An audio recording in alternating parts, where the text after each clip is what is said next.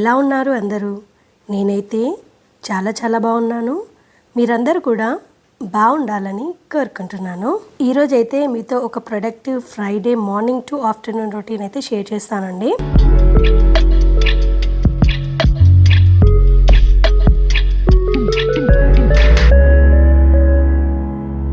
So కొత్తగా చూస్తున్న వాళ్ళందరూ నా ఛానల్లో కొన్ని వీడియోస్ చెక్ చేయండి. నచ్చితే కనుక తప్పకుండా ఛానల్ని సబ్స్క్రైబ్ చేయండి.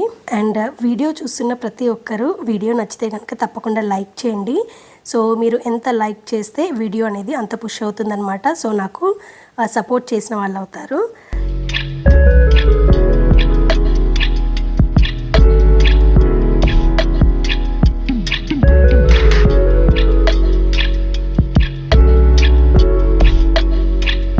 ఫ్రైడే రోజు మార్నింగ్ అయితే నేను 5:30కి అలా లేచి ఫ్రెష్ అప్ అయిపోయి ఇంకా 6 నుంచి పనులు స్టార్ట్ చేసుకున్నాను అనమాట.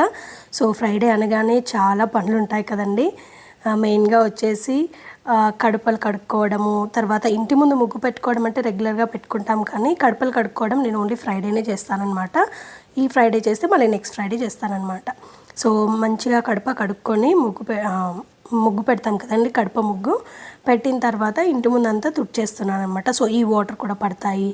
అండ్ రెగ్యులర్గా వాళ్ళు మెయింటెనెన్స్ వాళ్ళు, క్లీనింగ్ వాళ్ళు రెగ్యులర్గా మనకి ఇంటి ముందంతా క్లీన్ చేస్తారు. బట్ నేను ఎప్పుడు ముగ్గు వేసినా మళ్ళీ ఒకసారి క్లీన్ చేసుకొని మాప్ పెట్టేసి అప్పుడు ముగ్గు వేస్తానన్నమాట. నాకు పెద్దగా ముగ్గులు అయితే ఏం రావండి. సో వచ్చిన వాటిని రిపీటెడ్గా వేస్తూ ఉంటాను. అండ్ చిన్న ముగ్గులు అప్పుడప్పుడు మనకి ఇన్స్టాలో కనిపిస్తూ ఉంటాయి, గూగుల్లో కూడా సెర్చ్ చేస్తే కనిపిస్తూ ఉంటాయి కదా. సో కొన్ని సేవ్ చేసి పెట్టుకొని ఒకసారి ట్రై చేసి అలా వేస్తూ ఉంటానన్నమాట.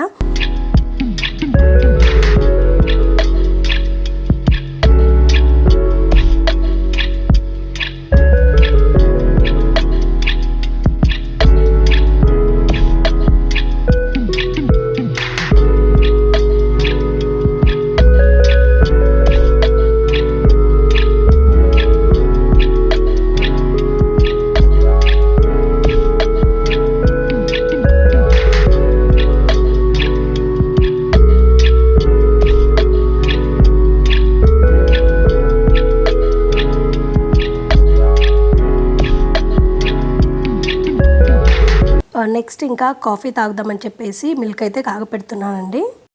సో ఇంకా కాఫీ తాగితే నెక్స్ట్ పనులన్నీ చేసేసుకోవచ్చు. ఈరోజు ఇంకా ఇల్లంతా చేసుకొని మాప్ పెట్టేసుకోవాలి కదా. రెగ్యులర్గా అయితే నేనే చేసుకుంటానన్నమాట ఇంట్లో పని అంతా, మెయిడ్ ఏమీ లేదు. సో ఇల్లు తుడుచుకోవడం అంటే మాప్ పెట్టడం అంటే మటుకి నేను ఫ్రైడే కంపల్సరీ చేస్తాను. దాంతోపాటు 1-2 సార్లు వీక్లీ చేస్తానన్నమాట. అంటే కంప్లీట్గా వీక్లీ ట్వైస్ చేస్తాను, మ్యాక్సిమం ఆర్ థ్రైస్ చేస్తానన్నమాట. అంటే మనకి అంత మరకలు పడి అలా ఉంటే ఎక్స్ట్రా టైం చేస్తూ ఉంటాను. లేదు అంటే వీక్లీ ట్వైస్ అయితే కంపల్సరీగా చేస్తానన్నమాట. నాకు మెయిడ్ అయితే లేదండి. నేను చాలాసార్లు మీతో చెప్పాను కదా. సో డిష్ వాషర్ ఉందన్నమాట గిన్నెలకి. సో అది మెయిన్ పని. ఇంట్లో ఏదున్నా కూడా మనకి గిన్నెలు అనేవి ఒక పెద్ద టాస్క్ అనమాట. ఇలాగో వాషింగ్ మిషన్ అందరి ఇళ్ళల్లో ఉంటుంది, బట్టలకి ప్రాబ్లం లేదు. ఇంకా నెక్స్ట్ బట్టలు అనేది పెద్ద టాస్క్, దానికి వాషింగ్ మిషన్ ఉంది కాబట్టి ప్రాబ్లం లేదు. అండ్ నెక్స్ట్ పెద్ద టాస్క్ వచ్చేసి గిన్నెలు తోమడం అనమాట. మెయిడ్ని పెట్టుకుంటే వాళ్ళు సరిగ్గా చేయకపోవడము అండ్ టైంకి రాకపోవడం, ఇదంతా చూసి నేను డిష్ వాషర్ అయితే తీసుకొని ఆల్మోస్ట్ 3 years కంప్లీట్ అవ్వడానికి వస్తుందన్నమాట. నాకైతే ఫుల్లీ సాటిస్ఫైడ్ డిష్ వాషర్తో. సో మంచిగా నీట్గా వస్తాయి. కాకపోతే ఒకటే ఏంటంటే స్టీల్వి వేయాలి, గ్లాస్వి వేయాలి, అలాగే ఏమంటారు డిష్ వాషర్ సేఫ్ ప్లాస్టిక్ మట్టుకే వాడాలి. నాన్ స్టిక్ వేయకూడదు, వుడెన్వి వేయకూడదు.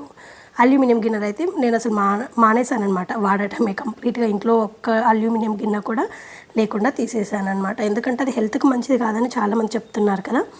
సో అప్పటి నుంచి నేను అన్నీ కంప్లీట్గా ట్రైప్లే కుక్వేరే యూజ్ చేస్తున్నాను. అండ్ ఇలా కాఫీ అయితే పెట్టేసుకొని ఇద్దరం కలిసి తాగుతున్నాం ఈరోజు. మా హస్బెండ్ కూడా ఈరోజు మార్నింగే లేచారు. జనరల్గా ఏంటంటే వాళ్ళు 7 తర్వాత లెగుస్తారు, బట్ ఈరోజు ఇంకా తను కూడా మార్నింగే లేచారు. తనకేమో బ్లాక్ కాఫీ పెట్టించాను అండ్ నేనేంటంటే మిల్క్ వేసుకుంటాను, అంతే డిఫరెన్స్. సో తనకు అలా బ్లాక్ కాఫీ అలవాటైంది, బట్ నేనైతే అస్సలు తాగలేనండి. కొంచెం కూడా షుగర్ వేయకుండా జస్ట్ వాటర్తో ఆ కాఫీ తాగాలి అంటే చాలా కష్టం, చేదుగా ఉంటుంది కదా. సో తనకి అలవాటు అయిపోయింది, తను తాగుతున్నాడు అనమాట డైలీ అదే.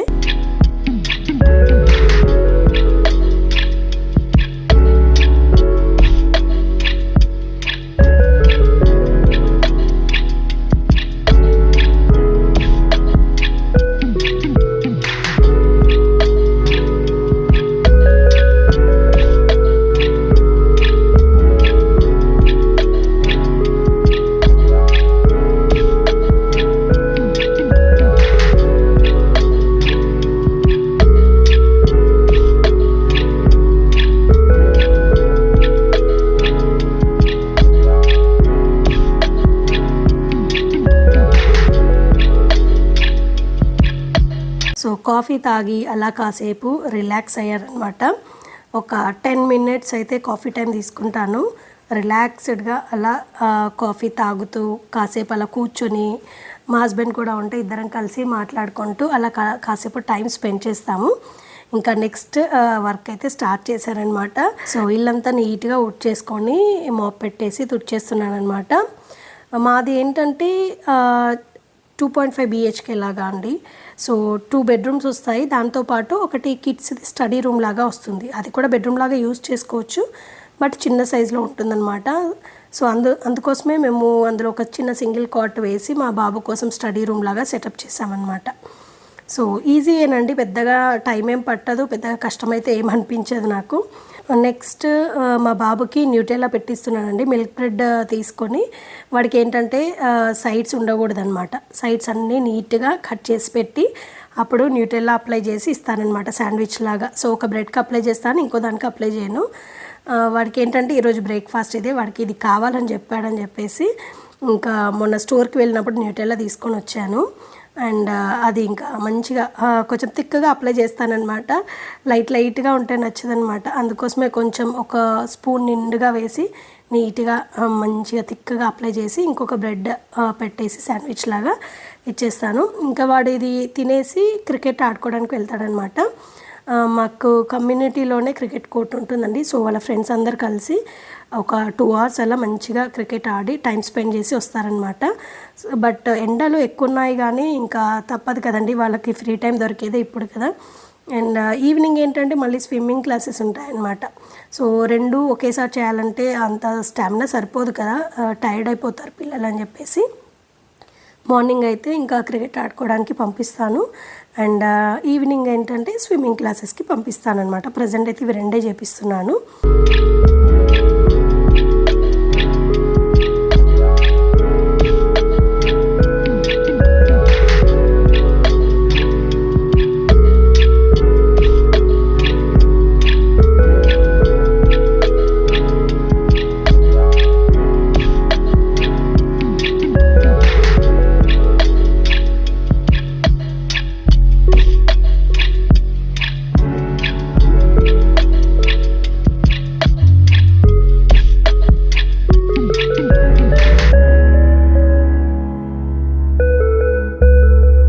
ఈరోజు లంచ్ కోసం టొమాటో పప్పు కొంచెం పల్చగా చేసి బీరకాయ ఫ్రై చేస్తున్నానండి.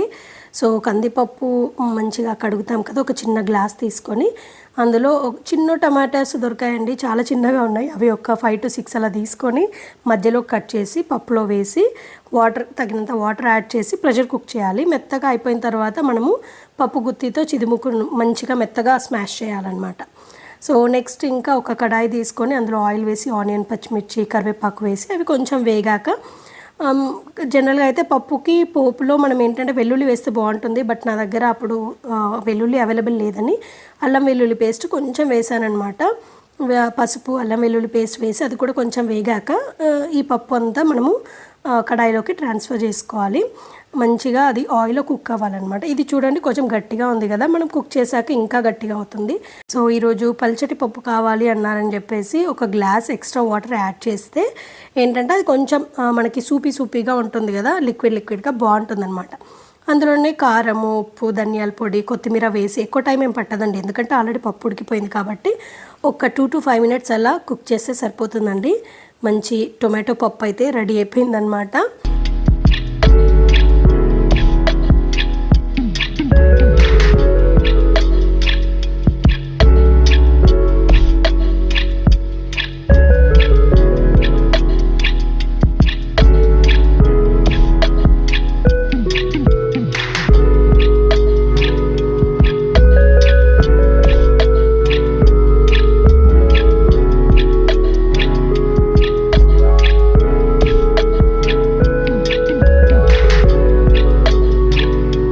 నెక్స్ట్ అయితే బీరకాయ ఫ్రై చేస్తున్నానండి. ఒక కడాయి తీసుకొని మనం రిక్వైర్డ్ ఆయిల్ వేసుకున్న తర్వాత ఆవాలు, జీలకర్ర వేసుకొని ఆనియన్, పచ్చిమిర్చి, తర్వాత కరివేపాకు వేసి అవి కొంచెం వేగాక పసుపు అండ్ అల్లం వెల్లుల్లి పేస్ట్ వేసుకుంటే అది కూడా కొంచెం పచ్చి వాసన వెళ్ళేలాగా వేగించుకున్న తర్వాత నెక్స్ట్ మనం ఇందులో ముందుగా కట్ చేసి పెట్టుకున్న బీరకాయని వేసుకోవాలన్నమాట. సో బీరకాయ ఎప్పుడు మనము కట్ చేసేటప్పుడు ఏంటంటే ప్రతి ఒక్క కాయకి చేదుందో లేదో చూసుకోవాలండి, లేదంటే కర్రీ అంతా వేస్ట్ అయిపోతుంది అనమాట. అది అందరికీ తెలుసు, బట్ చెప్తున్నాను నేను. సో అలా మంచిగా మగ్గనివ్వాలి. నేను ఏంటంటే కొంచెం కారం కూడా వేస్తాను, లేదంటే అంత టేస్టీగా అనిపించదు అనమాట. సో కొంచెం స్వీట్నెస్ ఉంటుంది కదా బీరకాయకి, అందుకని చెప్పేసి మంచిగా తగినంత కారం కూడా వేసుకొని చివర్లో ఇలా మంచిగా ఆయిల్ అంతా పైకి తేలిన తర్వాత కుక్ అయిపోయింది కదండి. నెక్స్ట్ మనం ఇందులో కొత్తిమీర, ధనియాల పొడి కూడా వేసి కాస్త ఒక 2 మినిట్స్ అలా కలిపేసుకొని 2 మినిట్స్ అలా ఉంచేసామంటే సరిపోతుందన్నమాట. ఇంకా బీరకాయ కర్రీ కూడా రెడీ అయిపోయిందండి.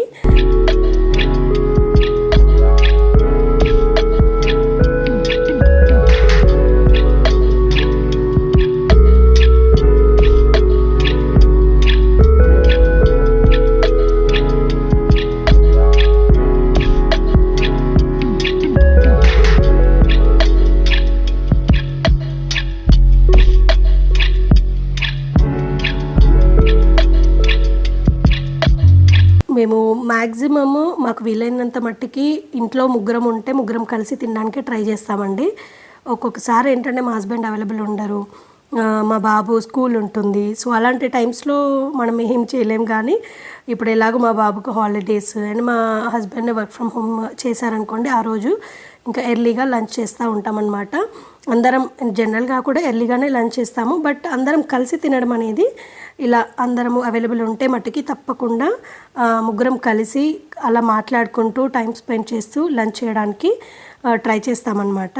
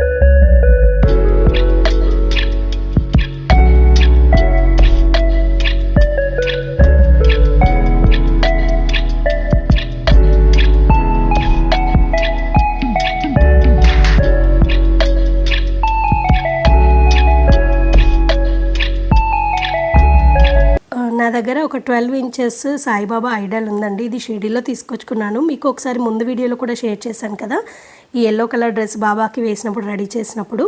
సో ఇప్పుడు ఏంటంటే నేను వేరే డ్రెస్ చేంజ్ చేద్దామని చెప్పేసి చేంజ్ చేస్తున్నాను అనమాట. బాబా విగ్రహానికి మంచిగా నీట్గా కడిగేసి వాటర్తో, ఏం సోప్ లాంటివి అట్లా పెట్టరండి, జస్ట్ ప్లెయిన్ వాటర్తో మనం బొట్టు అదంతా పెడతాం కదా, అదంతా వెళ్ళేలాగా నీట్గా కడిగేసి మంచిగా టవల్తో తుడిచేసుకుంటానమాట.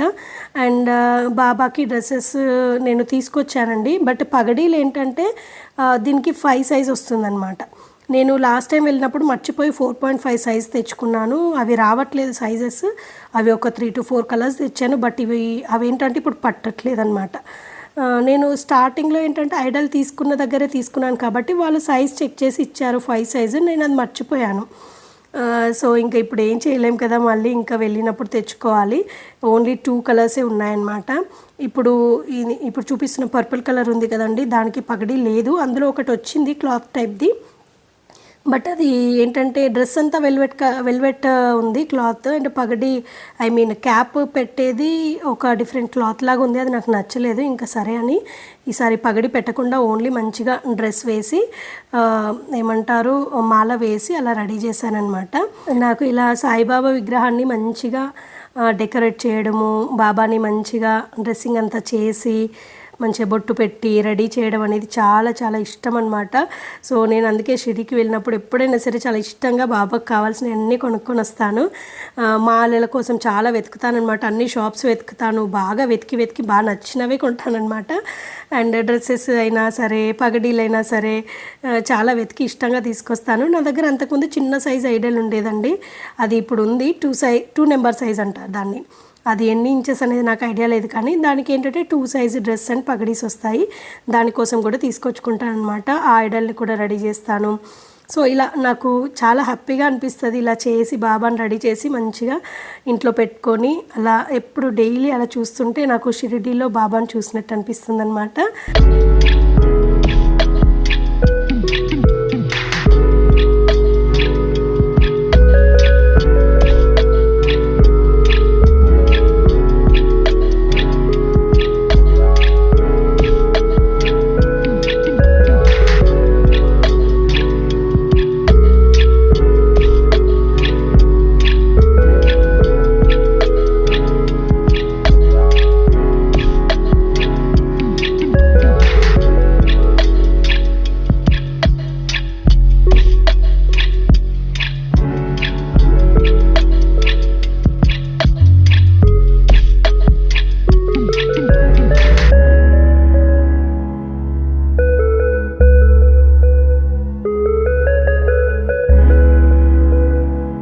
ఇక్కడ క్రాకరీ యూనిట్ ఉందండి. అక్కడ ఏంటంటే కొంచెం ఓపెన్ షెల్ఫ్ లాగా ఓపెన్గా ఇచ్చారనమాట ఒక ప్లేస్, బ్యాక్ సైడ్ మిర్రర్స్ ఇచ్చేసి.